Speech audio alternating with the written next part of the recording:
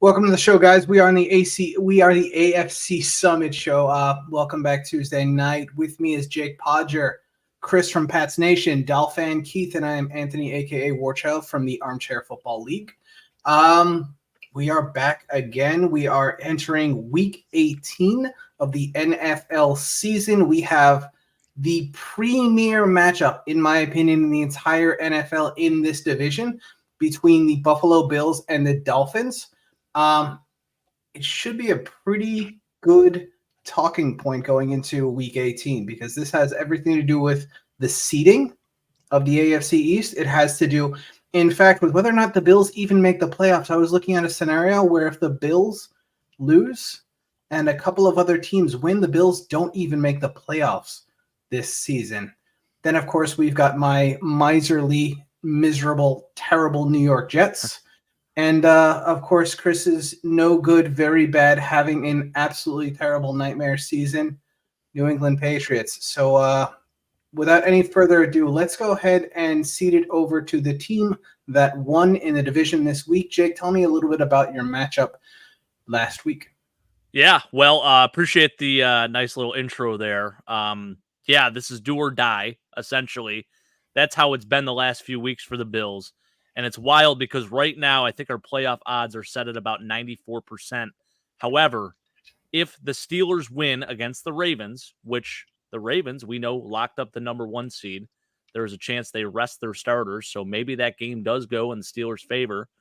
And if the Jaguars end up winning against, or no, what is it? Yeah, I think it's the Jaguars. Yeah, it's the Jaguars and the Steelers. And then if the Colts and Texans game does not end in a tie, the Bills are out of the playoffs if they lose to the Dolphins. So basically the cleanest way for us to get in is just winning against the Dolphins, because if we don't win, the chances of us not making the playoffs go up significantly higher. So it's a little scary, man, but this is kind of the epitome of the Bills season. So here we are. You know, this is the last matchup. This is kind of what I predicted. I didn't think it would be like this dire for the Bills, like basically win or go home, but it is for the division as I thought it would happen. And Keith, you got to be pumped, brother. Maybe not so much, but hey, this is what we wanted, right? Yeah, I mean, this isn't what I wanted, Jake. No, I wanted the Dolphins to take care of business last week against the Ravens and lock up the division. And I wanted them to be playing for the 1 seed in this matchup on Sunday. But I knew the Dolphins were going to have something to play for in week 18 regardless. I just, you think out a bunch of scenarios. Jake, at the beginning of the season, you and I were saying that it's going to be Dolphins Bills in week 18 for the division. And I thought, okay, I'm good with that because it's a home game. And, now that it's actually here, psyched is one of the words I'd use, but another word I'd use is just anxious. Anxious. Yeah. You look despondent. Yeah, well, you're the number 2 seed in the AFC right now, and you actually look like you don't process it. You don't. Yeah, well, after that Ravens game, it's hard not to be despondent. They got their butts kicked by the Ravens. They weren't a play or two away. They weren't a missed penalty or two away like they were against the Eagles, I felt. This is the second time this season they got their butts kicked, and ironically, the first time was against the Bills in week 3.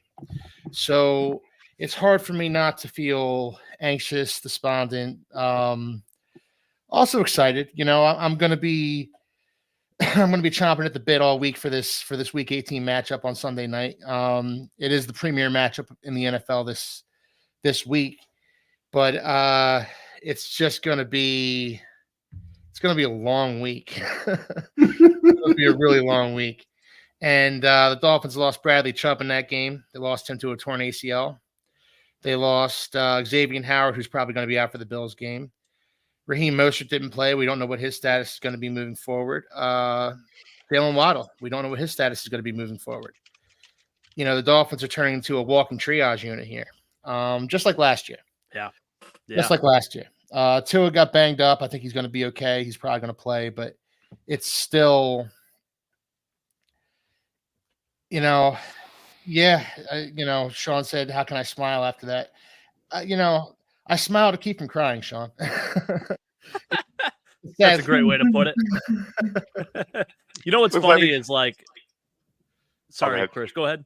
I was going to say, look, we got a couple comments from some new guys in here, so I wanted I to see just go ahead that. and point that out. See Matthew Reger in here. Appreciate you guys joining. We got Scott Archambault. I think I said that right. Archambault and Scott, appreciate Battle. you joining. I will text you back right after the show. I did see you texting me. Scott is starting his very first Dynasty League, so he's asking me for some tips Oh, because he's never played in Nice. one before, and he had mentioned about the third round draft reversal, basically. So when you do a draft, it kind of keeps it a little more balanced. So it's a cool move. It's a cool move. I like it. I like the idea, Scott. We'll talk a little bit more about that, but appreciate you joining, sir. It's a huge week for us, man. I hate to say this too, Keith, but seeing that Bradley Chubb will not be playing in this game and you may be out maybe without Jalen Waddle again, Yeah. it does, obviously I want to beat the team at their best, but I'll take it, like as bad as that sounds, I will take it. Like we saw how the Bills have been playing lately. The defense has actually been rising to the occasion, playing very well, but the offense just has looked a little sloppy. And I feel like there are still those splash moments, but we just haven't been able to put together a consistent game of football really since, offensively at least, really since probably the Cowboys game, which we just ran the ball down the throat. So yeah, it's a little concerning.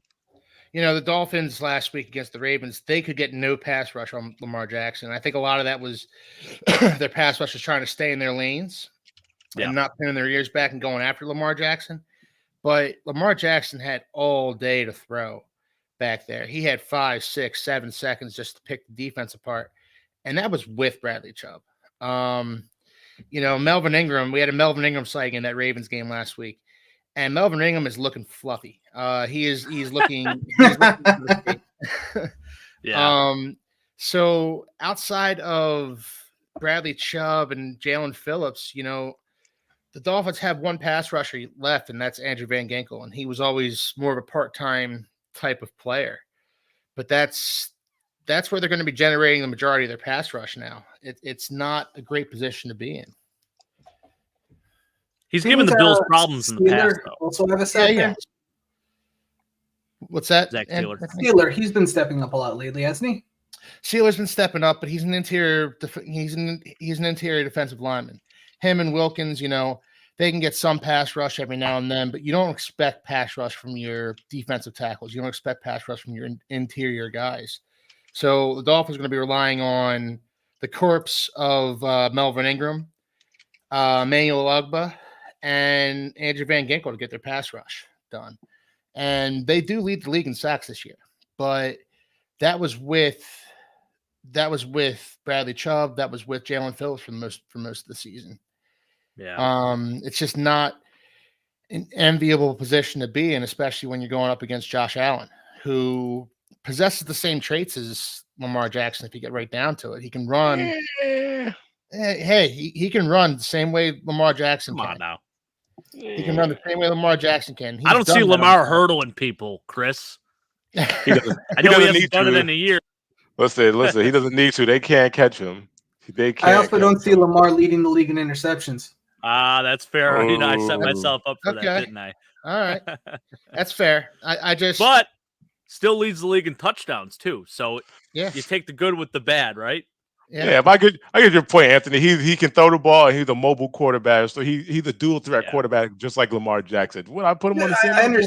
Absolutely not. I understand, but Josh is a little bit more prone, I think, to a couple of gaffes, few turnovers here and there. Look, the Dolphins defense, bottom line is the Dolphins defense, they were lost against a team that knows how to run the ball and against a running quarterback who they were more focused on keeping inside the pocket than actually getting to him and getting sacks. That was the Dolphins' game plan last week, and it backfired spectacularly. You've got a similar type of quarterback in Josh Allen this week, who can make plays with his legs as well as his arms. The Bills can run the ball very well. They've proved that against the Cowboys. The Dolphins need to switch some things up defensively if they have any hope whatsoever of stopping the Bills. I agree there. It's gonna be so. At this point, is there any chance for the Dolphins not to make the playoffs? No, the Dolphins are in. The Dolphins are in the playoffs no matter what happens. Oh, It's so they're basically a good. matter of them going from the 2 seed to the 5 seed. Yeah. So at this point, then they can kind of rest their guys, which is kind of what we might be seeing with. I mean, if they're going to make the playoffs regardless, I can see them resting Waddle and resting Raheem Mostert for the last game.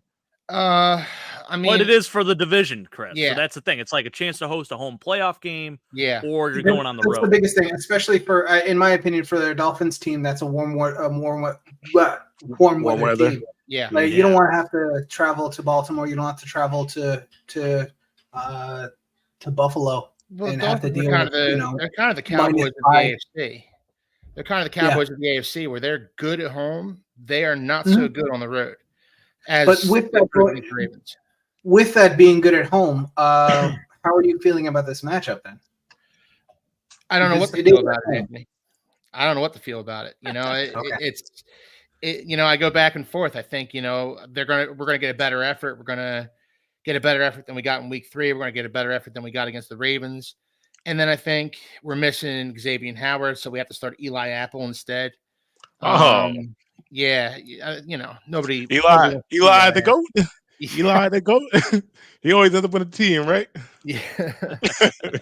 Yeah. So I go back and forth on it, Anthony. Right now, after my 2 days of just kind of sitting in darkness and listening to Enya, I just I'm coming out and I am trying to be optimistic. And I'm sure I'll give you a prediction later on in the show. Even I don't know what my prediction is going to be just yet. Fair enough.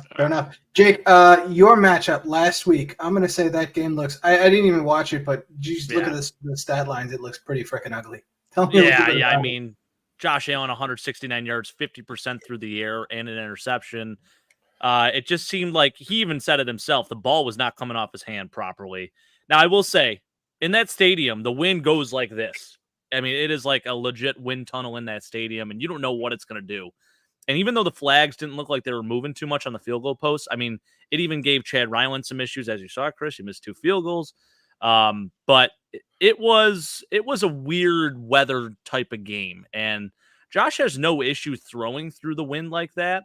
But also, you saw, I mean, just there was like a lack of, it was almost like a lack of chemistry, and then some receivers dropped passes, and he almost had Stephon Diggs on a really long pass. Had he put just a little more air on it, it would have been 6.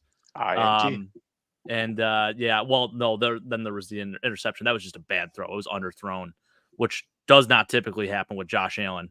And towards the end there, he gets a stinger, which was a little concerning. He took himself out of the game. Kyle Allen had to take the final kneel downs, but Josh has been practicing. He says he'll be fine.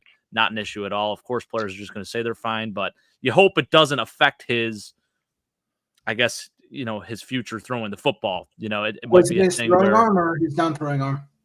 So it was a non-throwing arm, but they're saying it actually went up into his neck. So that's at least good that it was his non-throwing arm, that initially they thought, shoulder injury. It was on the opposite side. But yeah, I mean, it's always scary when you see something like that. Now, the defense, Rasul Douglas, let me talk about this kid. He has been absolutely incredible. I mean, what a pickup by the Bills. It was a great move by Brandon Beane, a 3rd and a 5th rounder for this kid. And, I can't say enough about how good he's been for this defense. 2 interceptions last game, a pick 6, a fumble recovery.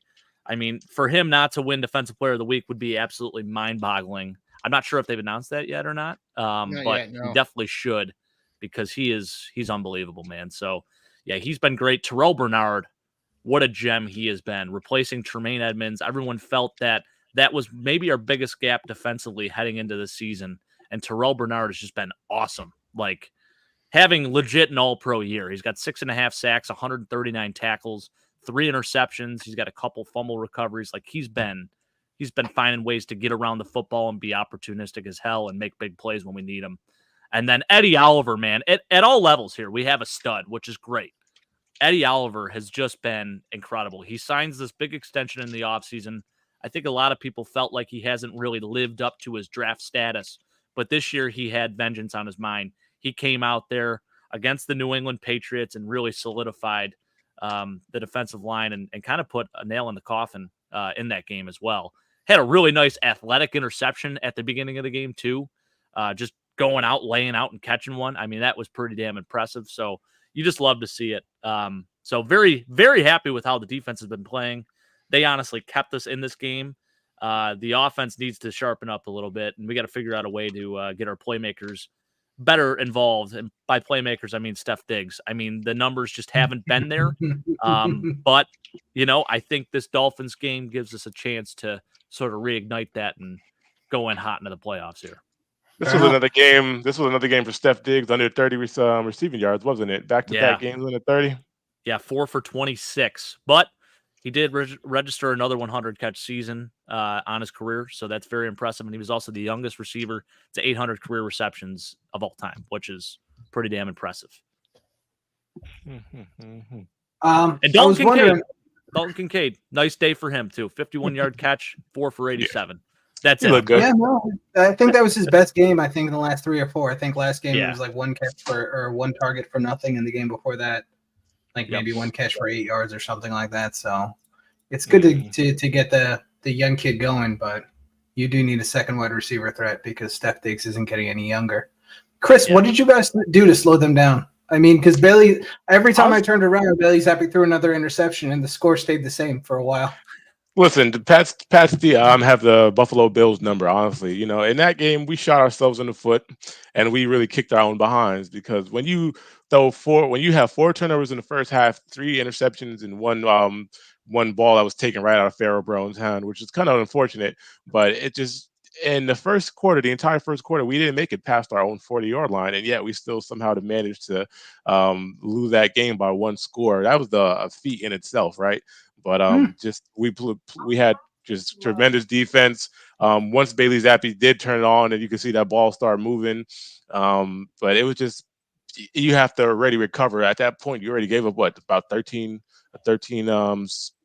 points by the time it was like you finally started moving the ball past the 50-yard line.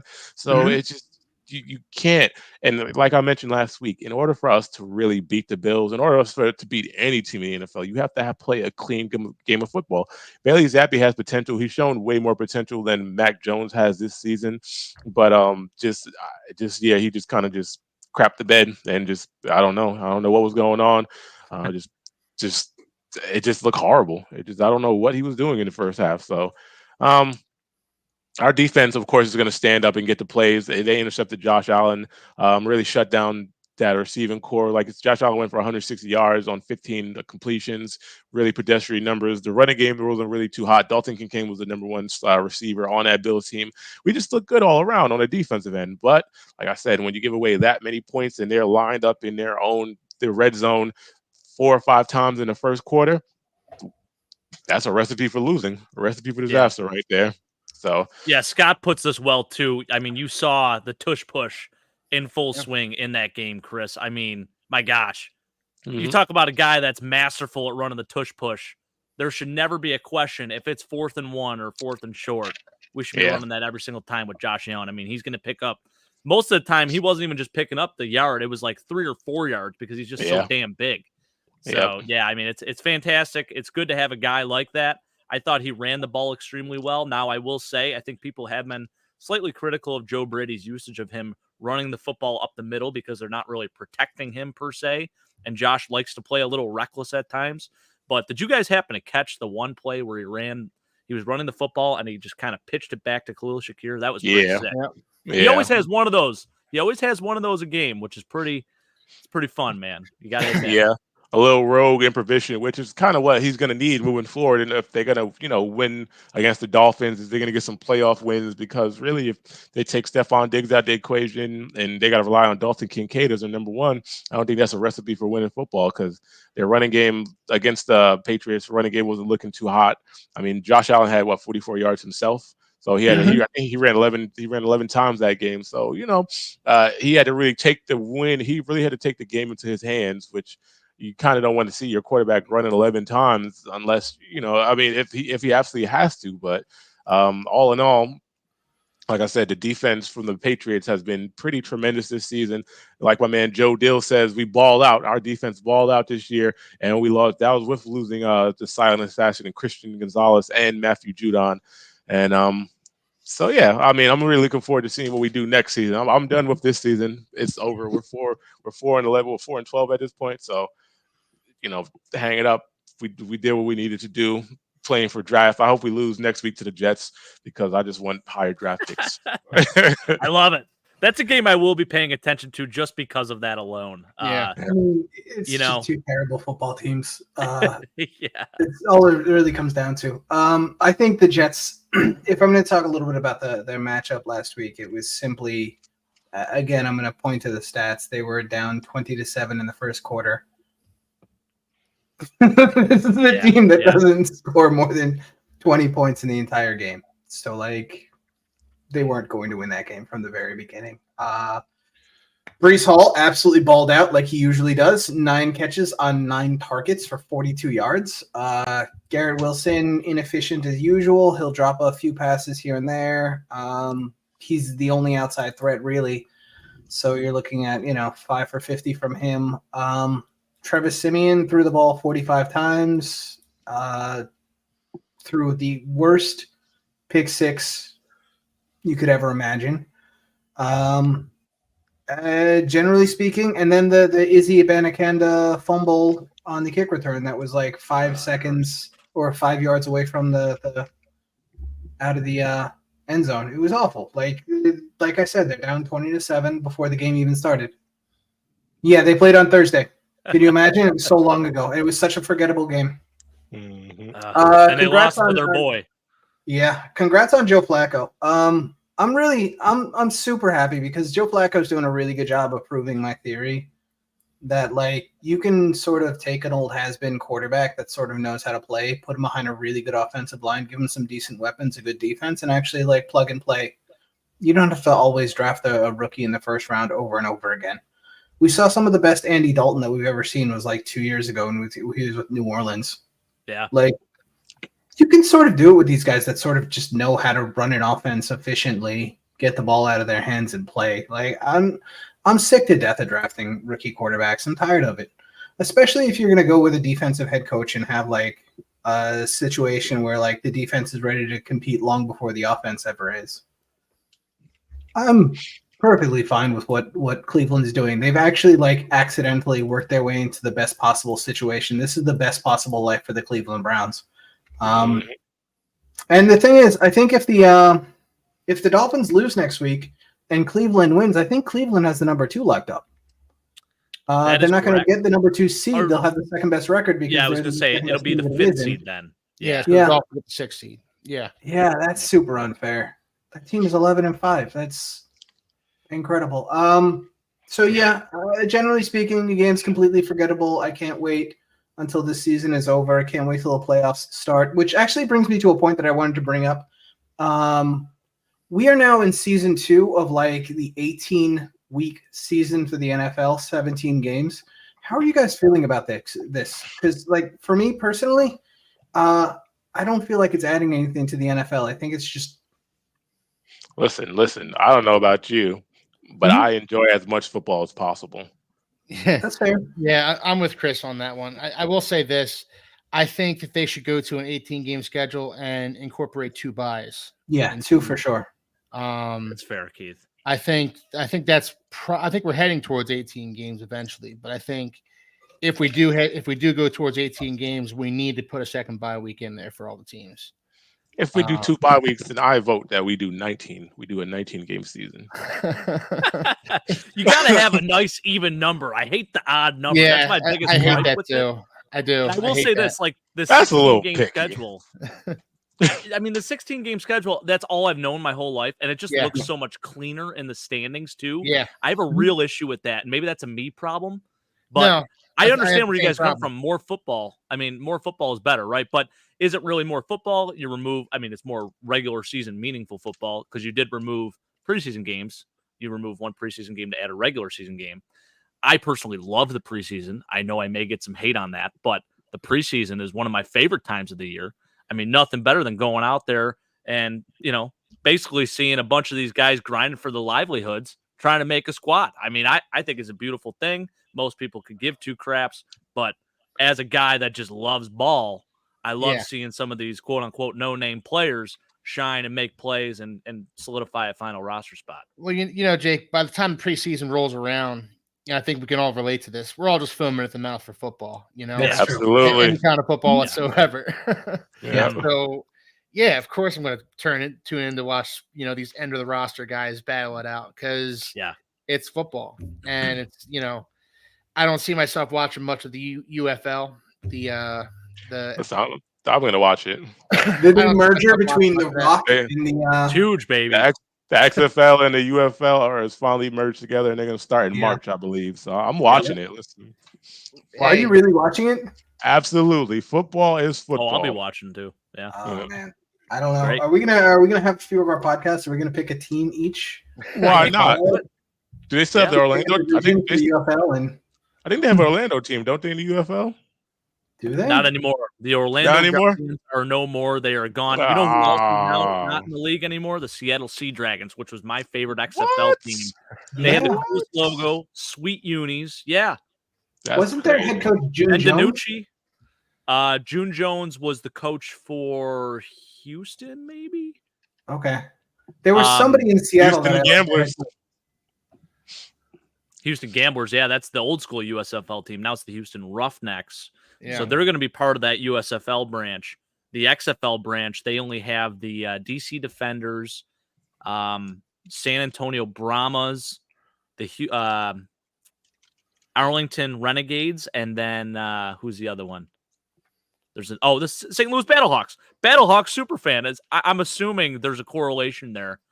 You talk about a former Bill, actually, Marcel Aitman. He was very good with the St. Louis Battlehawks. So there are players that come from the XFL in those leagues. Brandon Aubrey, Birmingham Stallions from the USFL. PJ Walker. PJ Walker, PJ Walker, prime example right there. Temple. Yeah. Mm-hmm. Temple. A couple guys. Battlehawks superfan actually brings up another point. What waters it down when he's talking about the playoffs is 7 teams in the playoffs. And I kind of don't disagree with that. Yeah, that's a good point. That's one thing I definitely don't disagree with. I think there are too many teams right now in the playoffs, and that's making it a little bit less. Especially when you look at like how many quarterbacks have gone down. Like there are going to be there are zombie teams in the playoffs. Like Jake Browning might be a playoff quarterback. No, the Bengals are eliminated.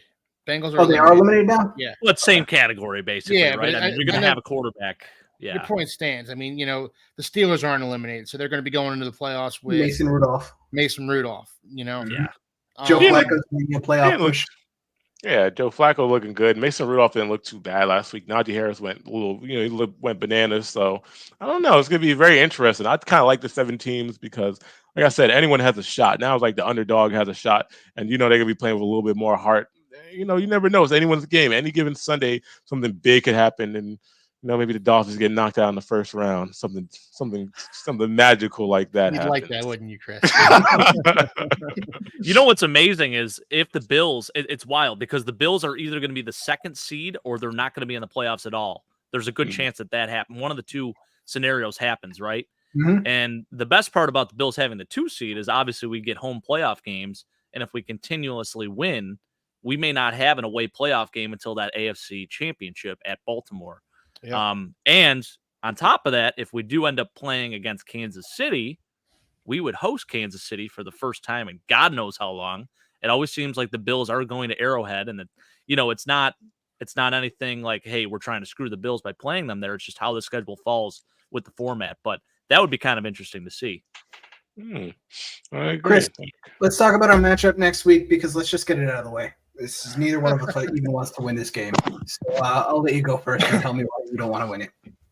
I mean, like I said, I don't really see a point in us winning games that just, when we have the potential for a 1-2, or do we still? I don't know if we still have potential for a number 1 pick this for next year. Not number 1, but you have a shot at I think 2 through 5. Okay, so I'm cool with number 2 pick.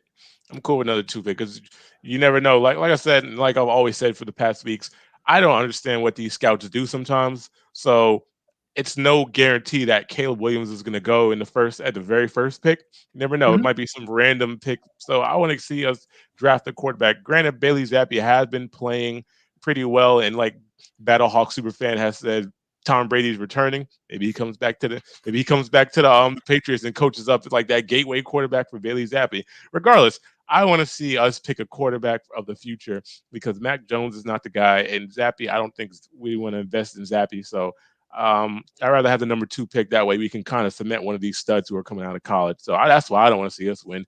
And there's really no point in us winning anyways. Like, our season's over. We're 4-12.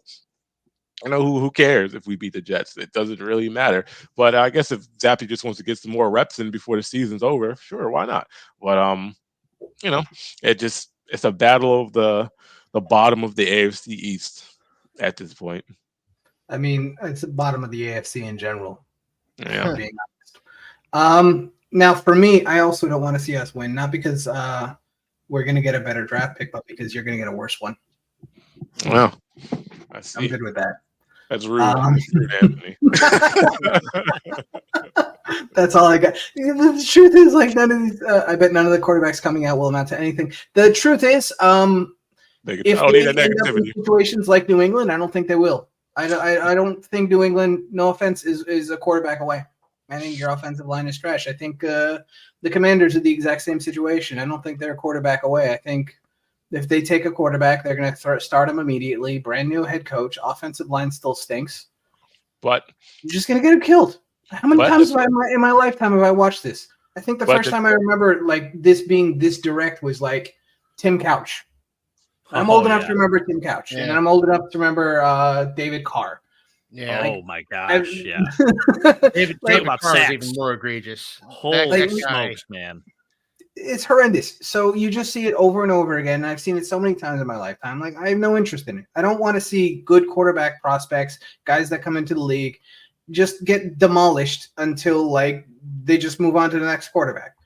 You can make fun of Mac Jones all you want, but like 3 offensive coordinators in 3 years and your offensive line stinks. You don't have a single wide receiver that would put that crack the top 3 on most football teams. No, like, absolutely not. But they're not. It's a bad football team. So like, I would like to see. I like to see good football, and I like to see good organizational building. And those two things are not synonymous with the top of the draft.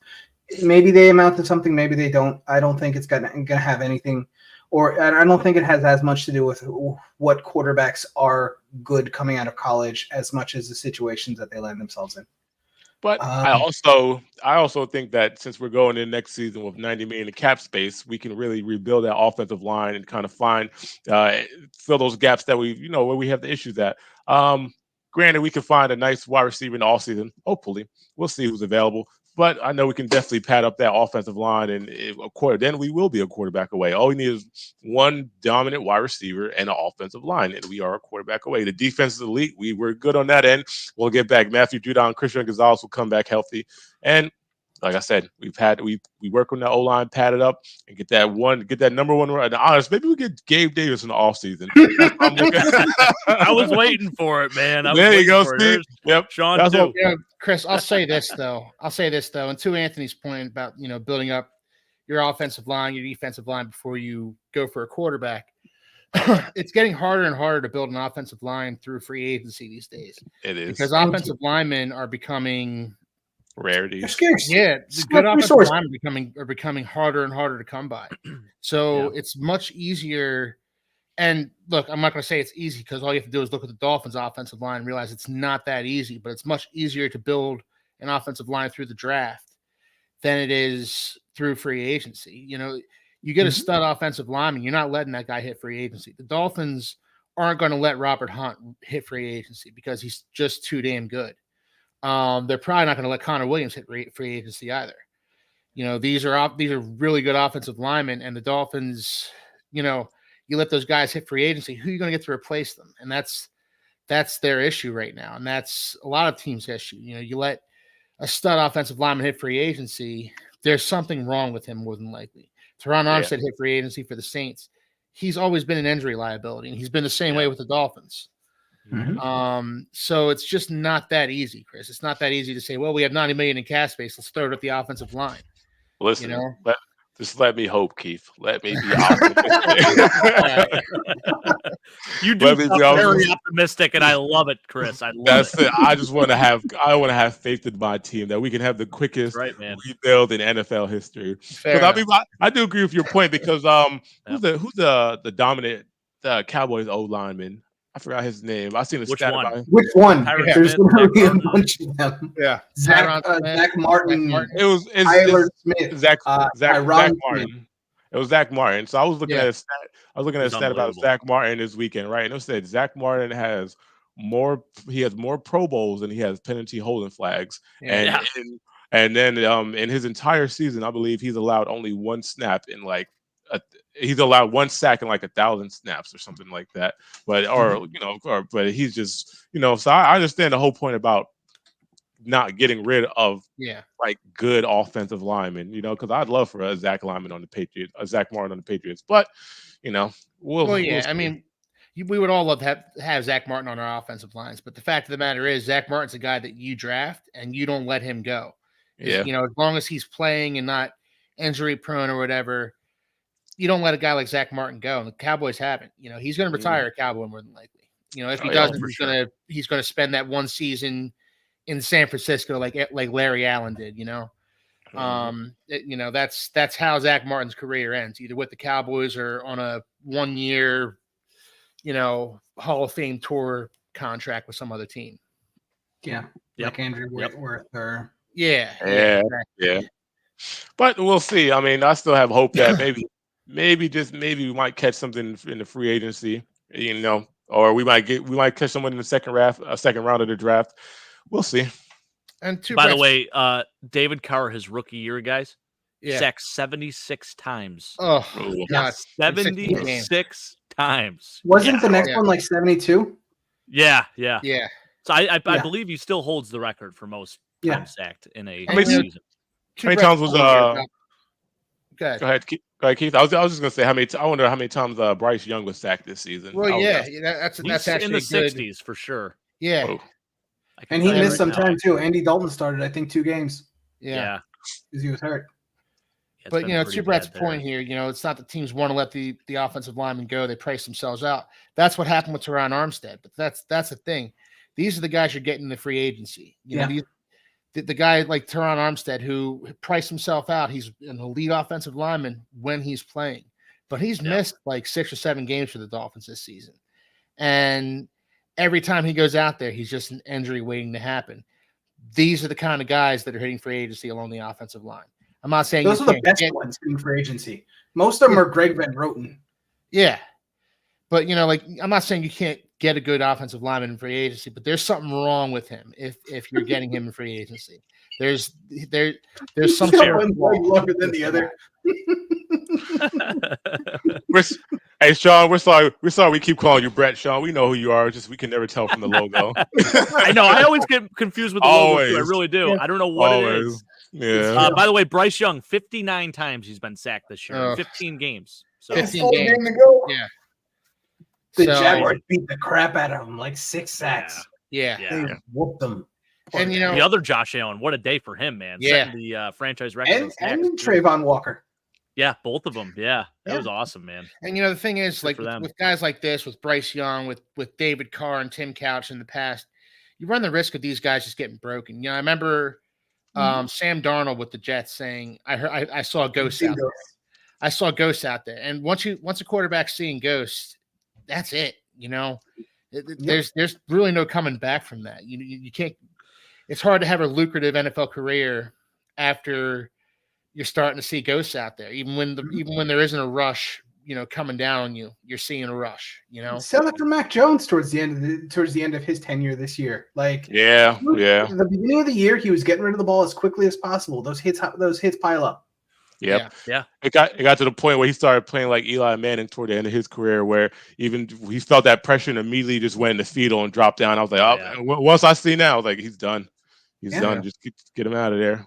It's just abusive. So I don't know. You draft the quarterback, don't draft the quarterback, but protect the kid. If you don't have the assets around him, he's going to be nothing. Yeah. Plain and simple.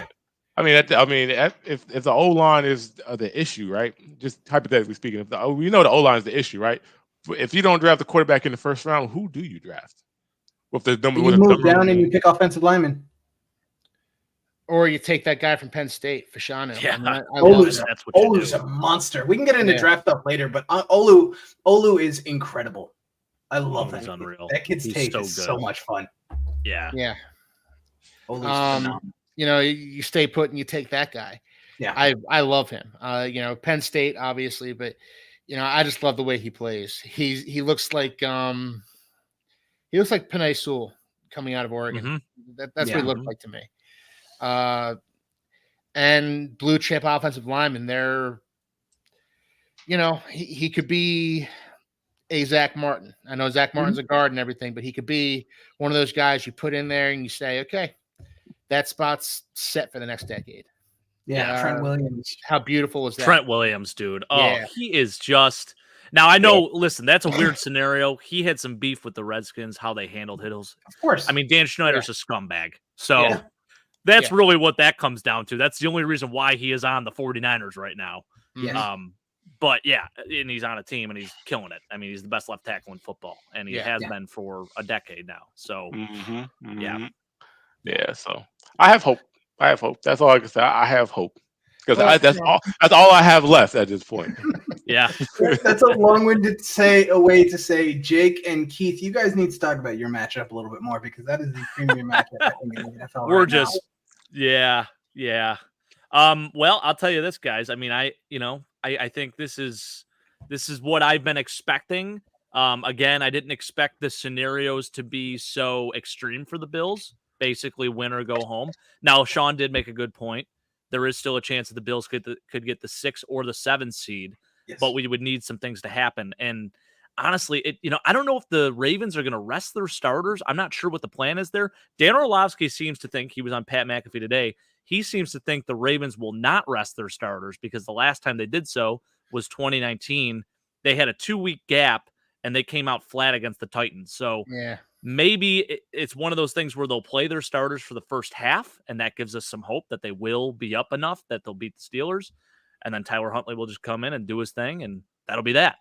But, the Steelers have been playing pretty well lately under Mason Rudolph, so it does worry me a little bit. I mean, we really, like I said, the cleanest way is just to win this matchup, so we can't afford to lose. Josh needs to do what he does against the Dolphins, plain and simple, because he plays his best football for whatever reason against Keith's Miami Dolphins. He does. It's a rest versus rust thing, isn't it, Jake? With the Ravens. You already know they had that first week of the playoffs off, so it could be potentially the same thing as 2019 where they take 2 weeks off. And, you don't want your team to get so much rest that they come out rusty. I can see the Ravens playing that whole game. I can see the Ravens players playing that whole game and, maybe not their whole hearts being in it or whatever, but maybe a guy who was questionable going into the game. That is unbelievable. That is so. I read that I was reading that huh? The Baghdad Bills. Love that he's not but we all know what it means. This is so incredibly out of pocket. I love it.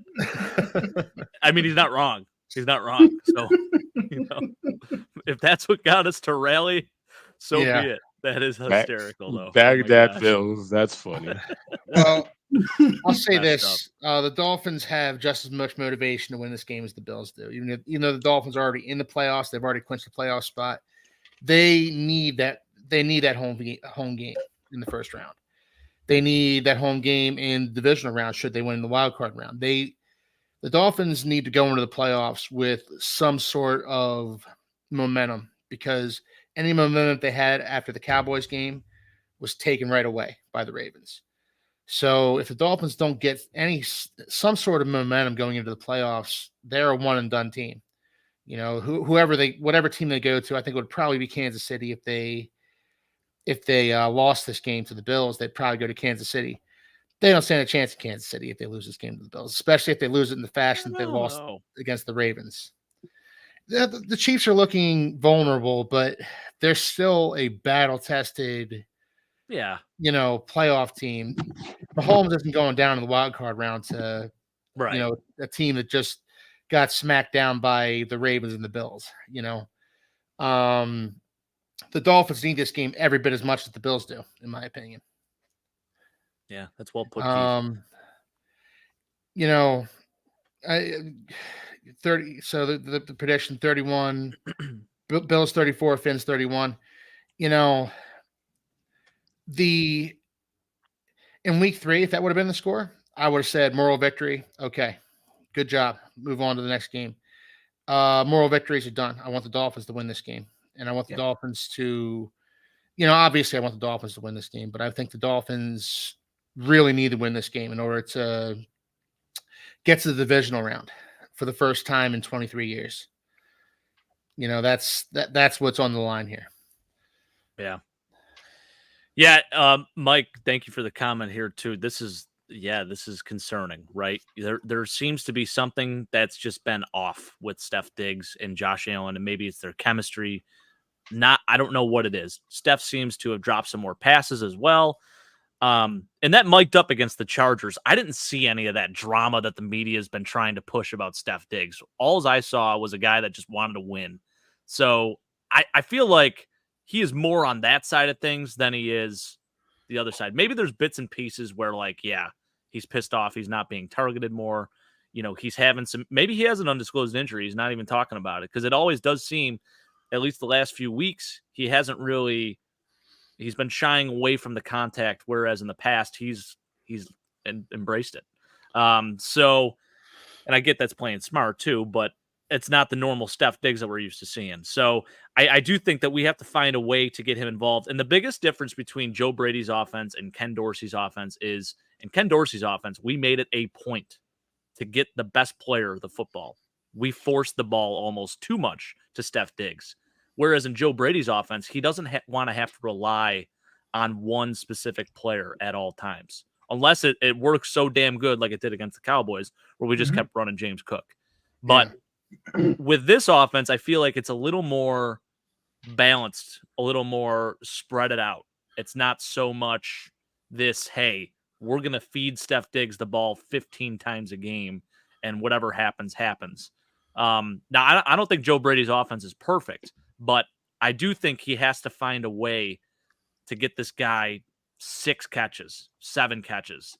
And I'm talking not for 30 yards like it's been. It needs to be for 80-plus yards. It cannot continue in this direction. I know we're winning football games, but I think the offense would benefit that much more. And, of course, I think, with how improved the running game has been, it will open up things on the offense. You got to stick to a thing when it's working. And I feel like he still kind of goes away from that when something's working outside of that Cowboys game.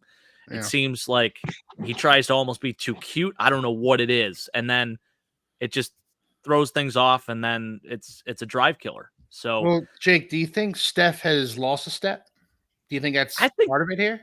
I mean, it's a natural thing that happens as you age, but it's like the first 8 games of the year, he had 890 receiving yards or whatever it was. I don't know what happened since then. It's like the last 8 weeks, he's just dropped off the face of the earth.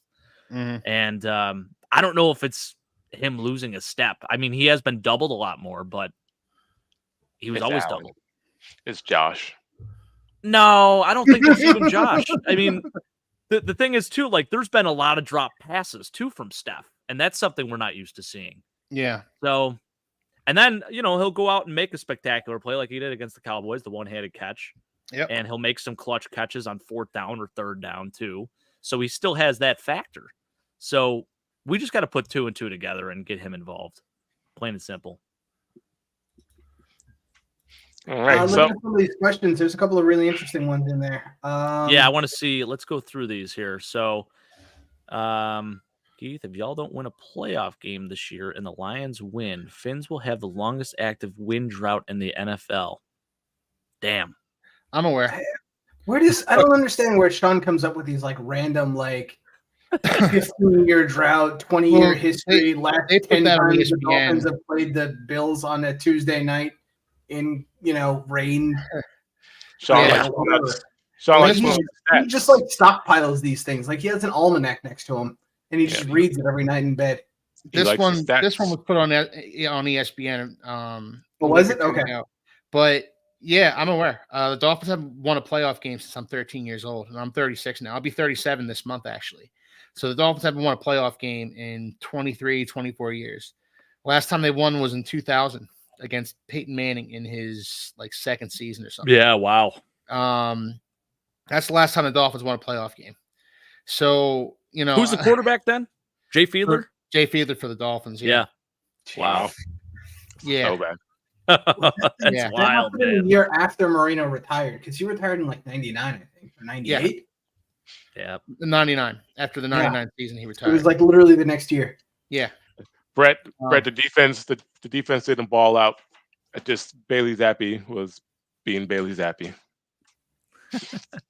Yeah. This is a good question. What's up with Vaughn?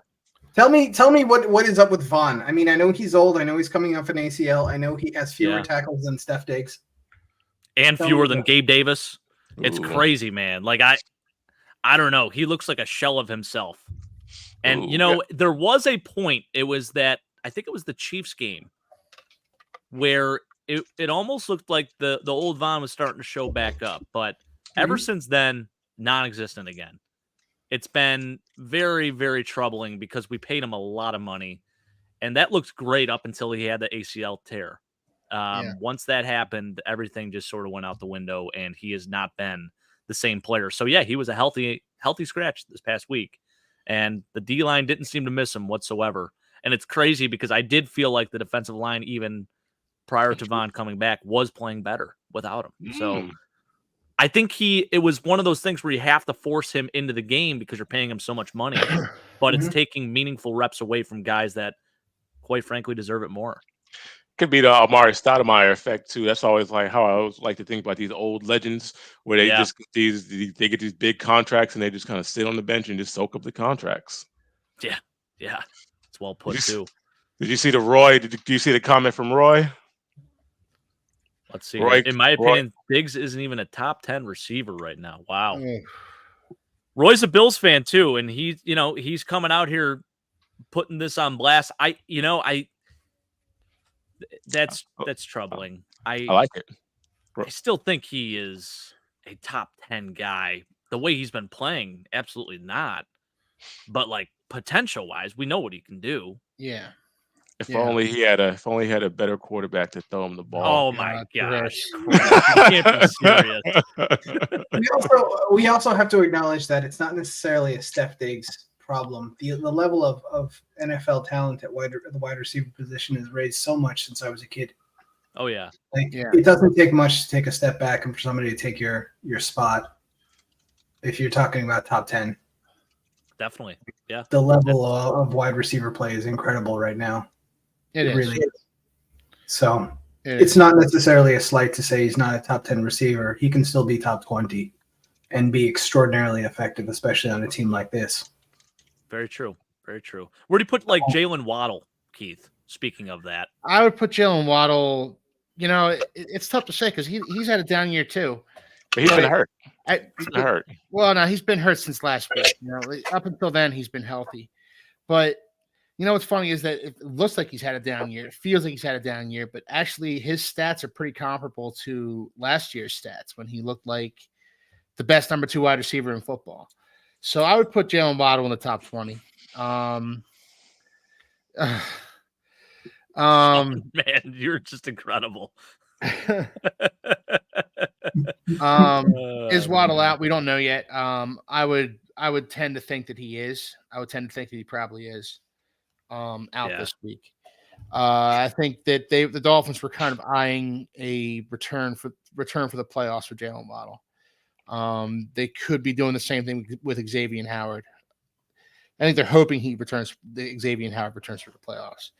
Yeah. But Waddle, I think, is done for the regular season. I'm hoping we get Mostert back this week. I'm hoping we get Robert Hunt back this week. Those are the 2 guys that I'm hoping we get back. Other than that, there's not a lot of reinforcements coming this week for the Dolphins. I think that's where I'm most encouraged about this matchup are both sides of the ball, D-line and O-line. I feel like our offensive line does not get enough love for what they've done. And I know Sean will love this. They actually do rank, I think on PFF right now, they're ranked as the number 4 or 5 offensive line in football, which is incredible. Yeah. Josh Allen has been definitely at the lower end of amount of time sacked as far as quarterbacks go. And I'll say this, I think a lot of the sacks that have happened are due to Josh just trying to make a play. A lot of time, and even this past game too against the Pats, like you saw that there was some pressure, right? But some of these things were just blitzes and guys that were just, it wasn't necessarily the offensive line's fault. Josh could have maybe even stepped up into the pocket on a few of these plays where there was only one sack that happened, but there were some plays where if Josh steps up in the pocket, he can make a nice throw and then maybe we get a first down or we score some more points, That has been the case a lot this season, I will say. I think the offensive line has really totally overdone what we thought going into the season. Connor McGovern, you talk about free agent offensive lineman. It does happen every once in a while where you do sign a guy who ends up panning out. I think Connor McGovern has done a really nice job. I think the draft of, getting Osiris Torrance has been incredible. Yeah. He's been great. Spencer Brown has proven a lot of the haters wrong. And Deion Dawkins is having his best season as a left tackle right now. So it's really encouraging. And then on the D-line, I already talked a little bit about Eddie Oliver, but getting DaQuan Jones back has been huge. And you saw that last week against the Pats. I think that has opened things up 100% and has allowed our other guys to make plays. So really encouraged by that on both sides of the ball. I'm liking Roy. Roy seems like the most unbiased Bills fan I've seen so far. Yeah, no, he absolutely does. I think Josh needs to play better, plain and simple. Like, he just hasn't been able to get it done throwing the football. There's been a lot of missed throws. He's been off, and I don't like it. I know what he can do. I know he's a top 2 quarterback in the NFL, but you got to show it. And when you're turning the football over and you're not connecting on passes that you should connect on, it doesn't prove to the national media or the outsiders that he is a top 2 guy. But, Jake, fortunately for you, Jake, Josh Allen always shows that he's the top 2 quarterback when he plays the Dolphins. That is definitely true. That is 100% true, man. So who's the only quarterback you'd put over Josh Allen at this point? Pat Mahomes. Just based on what he's done. I mean, it does come down to rings, unfortunately, and Pat does have 2, and Josh has none. So, and he's also beat him in a big moment. And Josh does have the regular season title, but he doesn't have the playoff title. Yep. So that's what it matters.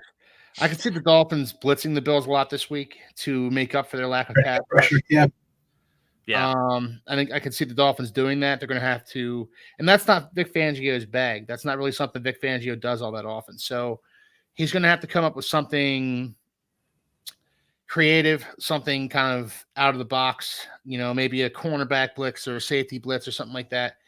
Something to throw Josh Allen off, something to plug up those gaps that are going to be created by this Bills offensive line, because as it's currently constructed, the Bills offensive line should dominate the Dolphins defensive line, no problem. So the Dolphins are going to have to throw some more pressure at Josh Allen in order to get any sort of pass rush on him. And, that's concerning in its own right, because you blitz more guys. That's, less guys in coverage for Josh Allen to pick you apart with.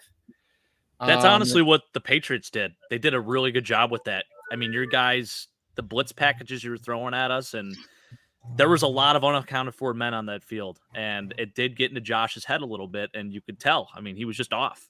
So I think they sort of laid the blueprint for you guys, Keith. Yeah.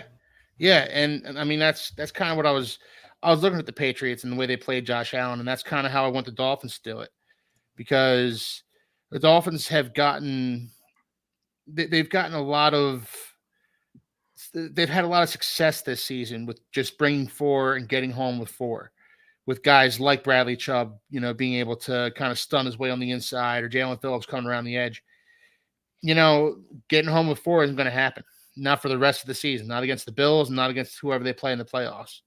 So they're going to have to become a blitzing team. Vic Fangio is going to have to adapt here. Yeah, 100% agree. And I hope he doesn't, but I love what Sean says. You're going to have 22 men on the field to throw Josh off his game. I'll tell you what, man, Josh, I think a lot of it is mental for him. There are very little things that can throw him off his game, which that is something I don't love about him. I think he does have that ultimate competitor spirit, and it's the greatest thing ever, but also the worst thing ever at times because he does some really stupid things with the football. So we got to avoid doing that. I thought there was a pretty good question by Brett about is Josh Allen emerging as a candidate for the Hall of Fame? I mean, I think I've said it a few times already on the show, a few different times, that I think we're watching a Hall of Fame quarterback in the middle of his prime. I mean, that's what I think Josh Allen is, and I think that it's necessary to acknowledge that. So when you say the middle of his prime, do you mean that he's on the decline? No, I said the middle. If I said the end of his prime, I'd say the end of his prime. I said the middle. I will say this.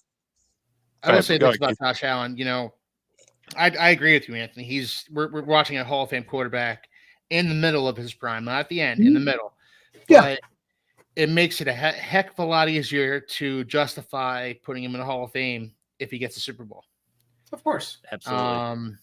You know, so he gets a Super Bowl, he's a shoo-in. You know, unless he retires now or he tears his ACL and has some other like career-ending injury, like quarterbacks can play forever these days. I'm expecting to be tortured with Josh Allen until he's like Joe Flacco age, like 40. Great, I love that. Can't wait. Thank you guys. That makes me feel amazing. I expect it. And Roy also brought up a good question. He said, "Are we hoping for a loss for this week to cement a higher draft pick?" Yes, absolutely. Quarterback wish.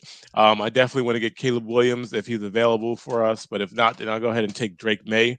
I'll take, like I said, anyone over Mac Jones. I like Bailey Zappi, and I like what he's been putting together this first quarter.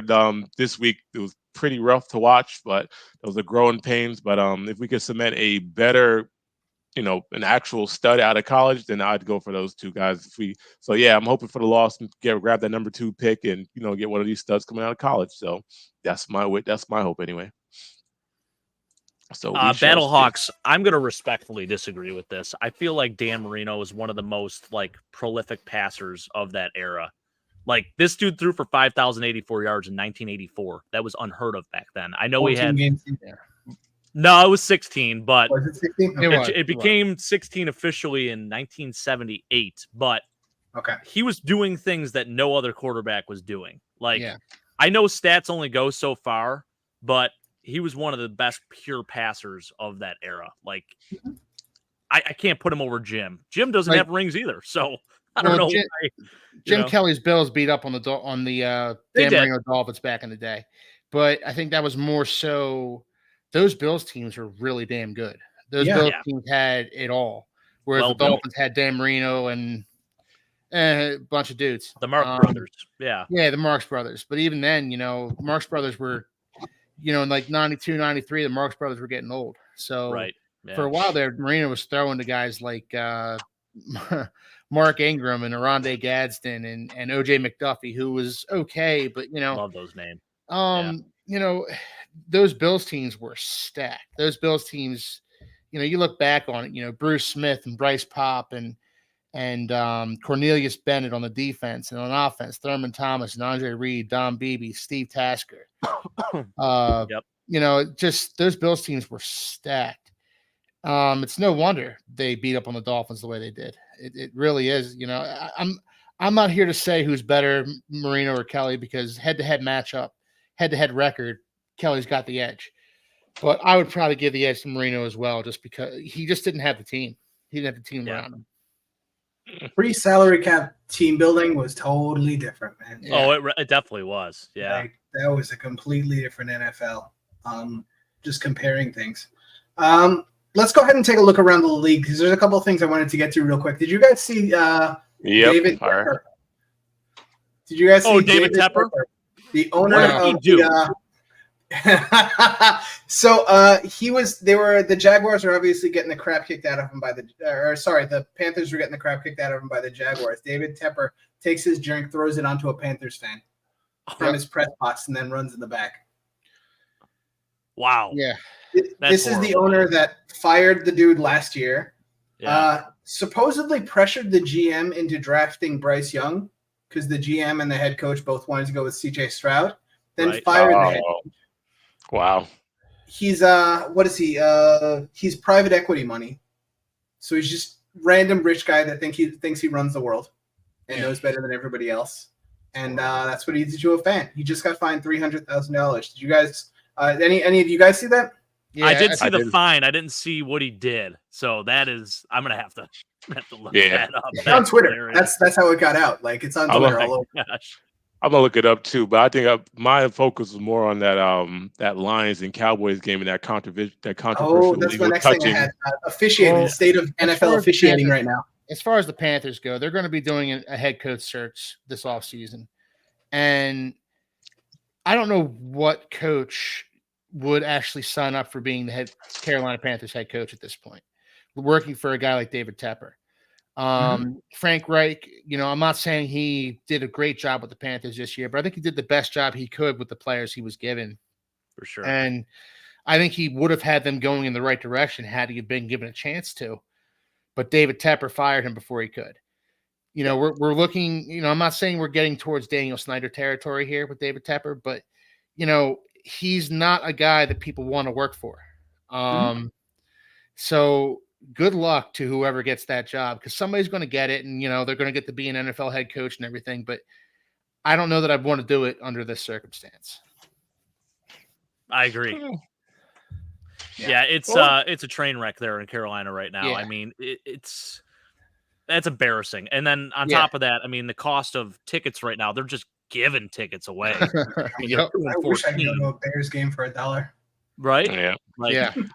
I mean, I agree with you. I agree with you right there, Keith. But devil's advocate, I like to play devil's advocate. I think this is also the perfect situation for a coach to really show how good he can be in a train wreck of a situation and kind of flip a team that's spiraling out of control and flip it around and turn it into something, to something beautiful. Just like the Lions. The Lions were in an awful situation.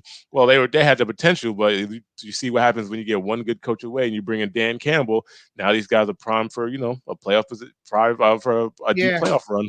Ownership was never the problem in Detroit, though. It was just Matt Millen. Matt Millen, Matt Millen. It goes before Matt Millen and after Matt Millen. Not a good GM. The most egregious. But, Scott, I don't even want to think about that, Scott. Wouldn't that be something? How about this? Rexy to Carolina. Hey, he'd bring some personality there. That's for sure. He would. I always feel like Rex would have been a great college coach.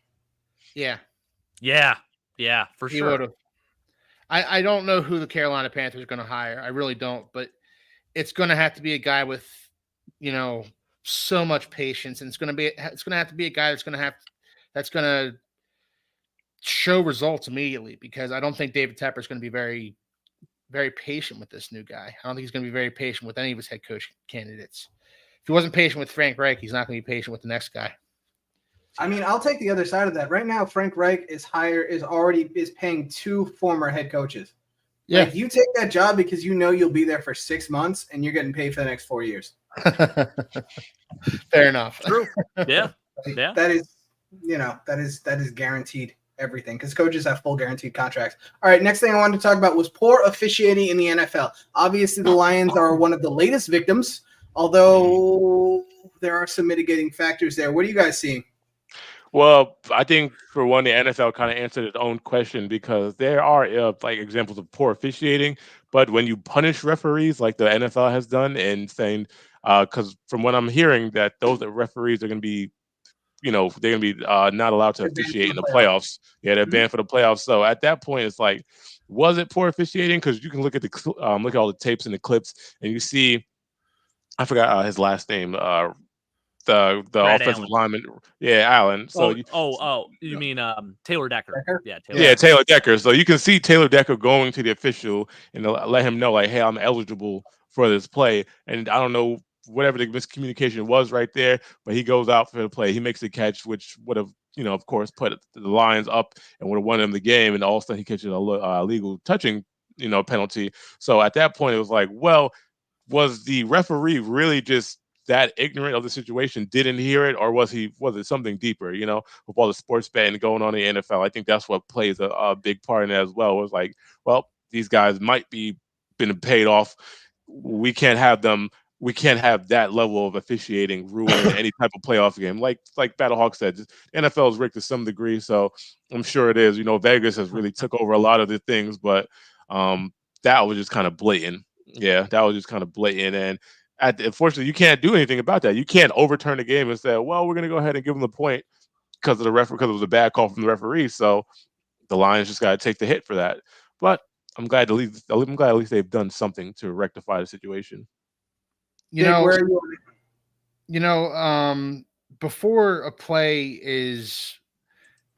a ball is snapped, an offensive lineman comes in, declares himself as eligible. The ref makes an announcement saying number so-and-so is eligible. He said number 70 is eligible. He said nothing about number 68. That there should have been red flag to the Lions. Yeah. First of all, timeout. What's that? They should have immediately called a timeout, or they should have gotten out of the play or whatever. Yeah, but they should have gotten in the reps here or something. There were 3 guys surrounding Brad Allen. It was 58, who is Penei Sewell. There was 70, and there was 68, Taylor Decker. Yeah. There were 3 guys surrounding Brad Allen. Brad Allen doesn't look like he acknowledged number 68 being eligible. And he went up and he announced number 70. I heard him announce number 70 is an eligible receiver on this play. He said nothing about number 68. If I'm a Lions player, if I'm a Lions coach, I'm saying, whoa, hold up. We're about to get ready to throw number 68. And he wasn't acknowledged as being eligible. I'm not saying Brad Allen is without blame here, but he's not the whole thing to blame. He's not fully to blame here. I think part of this has to be on the Lions coaching staff. And when they lost those 5 yards, they went for 2 again, which is just arrogant in my opinion. I don't know why they would do that. So, the Lions can bitch and moan all they want about how Brad Allen robbed them of the game. I'm kind of 60-40 that the Lions kind of robbed themselves, and Brad Allen played somewhat of a role in that. It's well put, man. And I think a lot of people forget too, like these refs are human. Like the most beautiful thing about pro sports is there still is a human element involved, right? And that could be good or bad, depending on what side you're on. But I agree with what you're saying. There's 3 guys surrounding him, and he has to make a decision. Okay, this guy's eligible. He reported that 70 was eligible, Dan Skipper.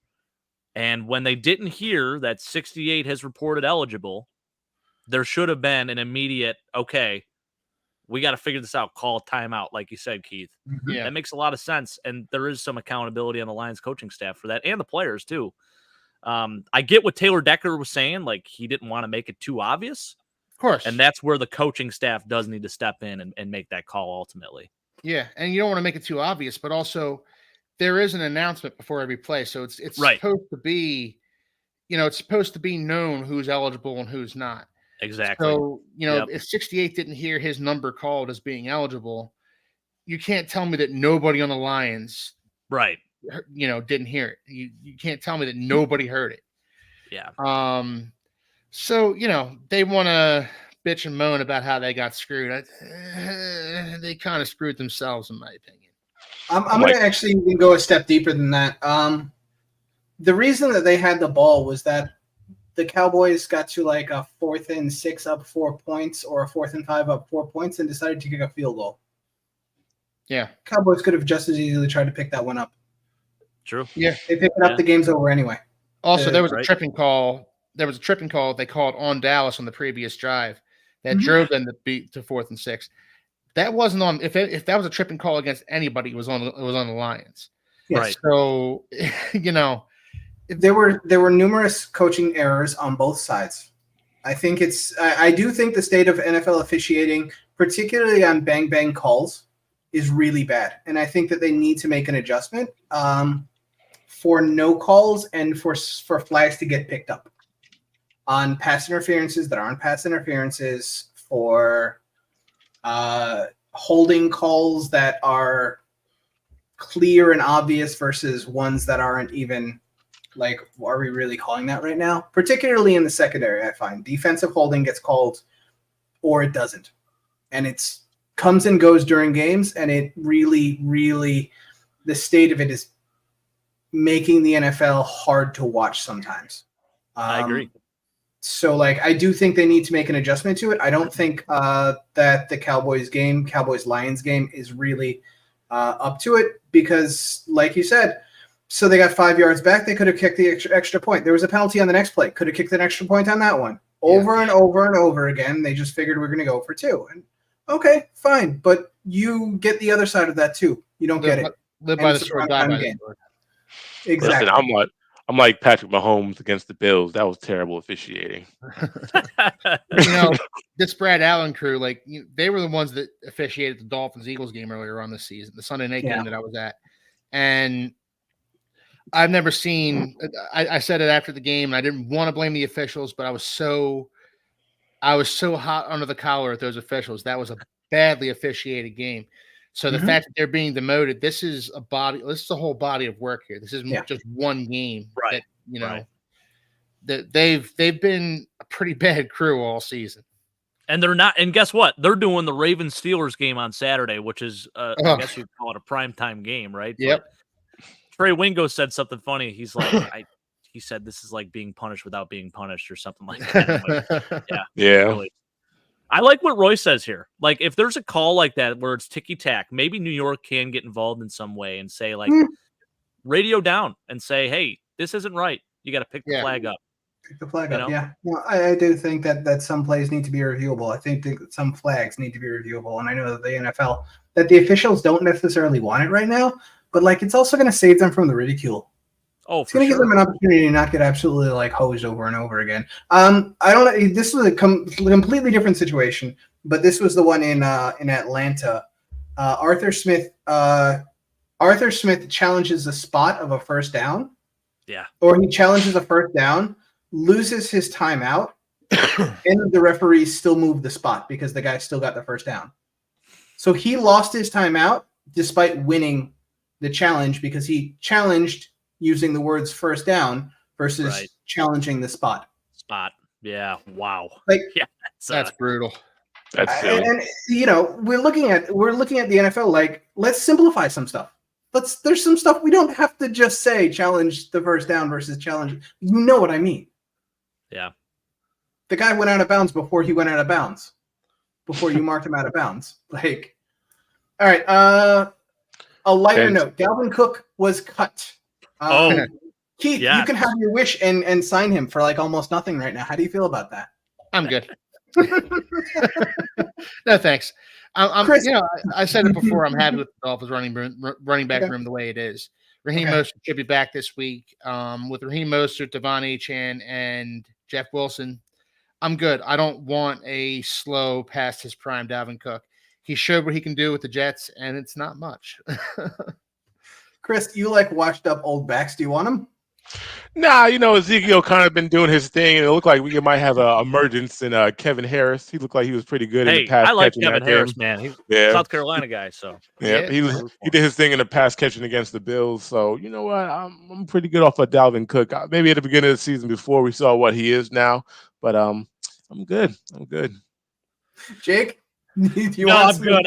As cool as it would be to see two brothers reunite on the same team and maybe go win a ring, nah, I'm good. We already have Leonard Fournette on the practice squad right now, guys. Yep. Maybe we could pull him up for the playoffs.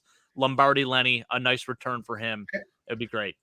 Who do we see him signing with though? Like, is anybody actually going to sign him? Send him to Carolina. Somebody's probably got like one running back down or something like that. He's going to be a practice squad guy, I think. He's going to send him to the Panthers. He look good in the Panthers. Well, if any team signs him, it's going to be a playoff contender. It's not going to be, maybe the Chiefs. I mean, I know they're a little banged up at the running back position. Like Isaiah Pacheco's been hurt a little bit this year.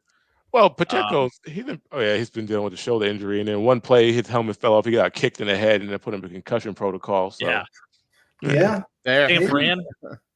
I mean, CMC's hurt. Yeah. Yes, Roy Dalvin was a 1-year deal. Yeah, it wasn't even a 1-year deal. That's the worst thing. Like they could have dropped him at any point. It was like they gave him a signing bonus, and there was a bunch of like game-to-game roster bonuses. So if they would have cut him like 10 minutes after signing him, they wouldn't have paid like 70% of his salary. This is a good point by Sean. I actually, if there's any team that can help revive what was a lost season, essentially, I'd say it's the Ravens. Their running game is so damn impressive, man. Yeah. And they lost their Mitchell. They lost Mitchell to an ACL. J.K. Dobbins guy back there. I could say it. They lost both J.K. and Keaton Mitchell, so they could use some running. But they still have Gus Edwards and what's the other guy's name? Justice. No, it's not Hill. Justice Hill. Yeah, Justice Hill. Okay. Who torched the Dolphins, by the way? He absolutely killed the Dolphins all afternoon. Guys, I'm on a. I meant to tell you too. If I was a little in a fog today, which I don't think I was. I think I was all right. Yeah. I'm on a water fast right now. Oh, okay. I'm doing a 48-hour water fast. So Ben, who I work with, coming into the chat, he said he was going to ridicule me all chat. Thank you for not coming in sooner. That's all I've been drinking, and this is sparkling water, by the way. It's the ginger flavor, which is great, freaking awesome. I don't know if you guys have Wegmans by you, but we do. I love Wegmans. Oh, it's great. Never heard of it. The ginger sparkling water, so damn good. So yeah, it sucks. I have a headache right now. Oh. I guess life could always be worse, but this is supposed to help me. So maybe. What are the benefits of a water fast? Just curious. Just kind of like cleaning you out a little bit, and maybe you lose a few lbs, maybe get into ketosis and then ruin it by having pizza the day after. So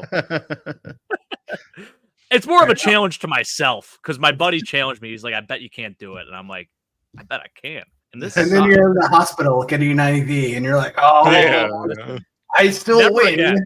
Yeah, never again. By the way, I will never do this again. I was gonna say, speaking of win, congratulations, Anthony, to winning first place in our fantasy football league. Yeah, good job, Anthony. Clap it up there. Clap it up. Well done. Yeah, that was it's a good season. It was a very good season. Actually, with that, I was gonna get into playoff or the college football. Did you guys watch college football? I don't watch college football. Yeah, brother. Yes. Oh, I stopped football. I stopped watching that. I stopped watching it after the Colorado Buffaloes started losing. Okay. Well, Michael Penix Jr., dude. Holy cow. Yeah. He looked like a man possessed. And some people can say he's a system quarterback, but the way he was throwing the ball yesterday was so damn impressive. I mean, he was threading it, just putting it on a rope every time. It was very impressive. If there's a tape you want to go to and watch, it's the game yesterday against Texas. I thought he really solidified himself as a potential first rounder, honestly, in that game alone. Yeah, I've been watching him all year, and you don't see many lefties outside of Tua these days. Yeah. But Penix, man, he throws a beautiful ball. He throws a beautiful deep ball, and he's accurate as hell. And like you said, Jake, he was on point yesterday. He was so good. Both those games actually were really good games. I mean, I watch college football. I'm kind of a college football junkie myself, and I love it. I'm looking forward to the championship next week. And yesterday's games were both really competitive, really, really fun to watch. Oh, yeah. And like you said, Jake, Michael Penix, what an impressive young man. Dude, he is the real deal. Yeah. Maybe we'll get him in New England. Yeah, maybe. That's the thing. So here's where I think, any quarterback will fail in a system or a team or a poorly managed team. You have to have the pieces around him. And I feel like Michael Penix, there's no guy that's going to just come in and make the team better just as a quarterback themselves. They need the pieces around him. Yeah. Mm-hmm. Yeah. And, that's what Anthony was saying earlier. Maybe the Pats trade back because they're not a quarterback away. Maybe they trade back and they get, an extra late first round pick and take an offensive lineman plus Michael Penix. Maybe they do something like that. But taking one of those blue chippers may or may not be your best move. Who knows? Who's Alex Magoo? Alex Magoo is a USFL quarterback. Battlehawks. I love this, man. I will talk USFL and XFL football with you all day. He is actually with the Packers right now. I think he's on their practice squad right now, but played with the USFL, Birmingham Stallions. I don't know. It's someone else who's a Birmingham Stallions fan. Obviously, he's a Battlehawks fan, but or maybe he's also a Birmingham Stallions fan. But nonetheless, That's a guy that played in the USFL. A lot of names from that. Let's go ahead and talk about the UFL. No, let's not talk UFL. What about this? Real football's over. Timmy They and can Waffle leave the House. league. Yeah. What's going on, Cap for Life? Yeah, so let's talk a little bit about that because I think we've mentioned it maybe on stream a couple times, but like let's go ahead and bring up the genesis of what this phrase actually means. Oh yeah, Keith, oh yeah. you When wanna we get doing started? when are we doing this challenge? Of course, anyone who doesn't know it, us here at the us here at the AFC East Summit had our own fantasy football league this year. Like we said, Anthony Warchild for the Jets was the winner of our league, so we gave him a little round of applause. But the loser was Timmy Two Corks, and now Timmy Two Corks has to do. I think that was his name, wasn't it? Timmy Two Corks. Timmy Corcoran. Timmy's Oh. my friend, so I will go That ahead. should be his name next year. Yeah. Yeah. So what he had, so of course the loser, the very last place slot, what they had to do this year is they have to go to Waffle House and they have to do what we call the 24-hour challenge, which is they have to sit at Waffle House for 24 hours. And for every waffle they eat, it will take an hour off their time. But undoubtedly they have to be there for. So pissed, man. He's so pissed. I believe it. But it's like Hey, you know what you sign up for. That all year long. I would have been pissed if I had to do it. And you know who would have been especially pissed? My wife would have been especially pissed. Oh yeah. You just waste a full day at the Waffle House. Yep. Tough. Yeah. 24 hours.